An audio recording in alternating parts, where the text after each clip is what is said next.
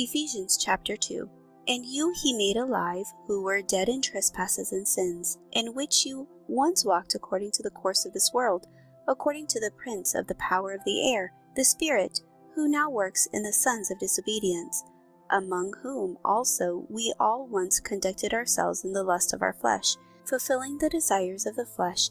and of the mind, and were by nature children of wrath, just as the others.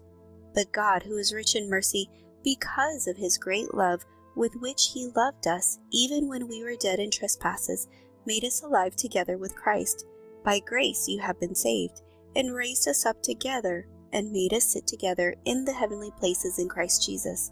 that in the ages to come he might show the exceeding riches of his grace in his kindness toward us in Christ Jesus. For by grace you have been saved through faith, and that not of yourselves, it is the gift of God, not of works, lest anyone should boast. For we are his workmanship, created in Christ Jesus for good works, which God prepared beforehand that we should walk in them. Therefore remember that you, once Gentiles in the flesh, who are called uncircumcision by what is called the circumcision, made in the flesh by hands, that at that time you were without Christ, being aliens from the commonwealth of Israel, and strangers from the covenants of promise, having no hope and without God in the world.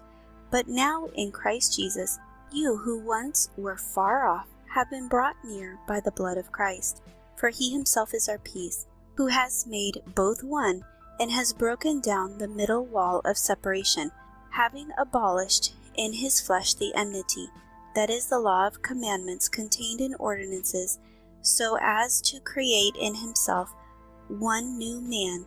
from the two, thus making peace, and that he might reconcile them both to God in one body through the cross, thereby putting to death the enmity. And he came and preached peace to you, and were afar off to those who were near. For through him we both have access by one Spirit to the Father. Now therefore you are no longer strangers and foreigners, but fellow citizens with the saints and members of the household of God, having been built on the foundation of the apostles and prophets,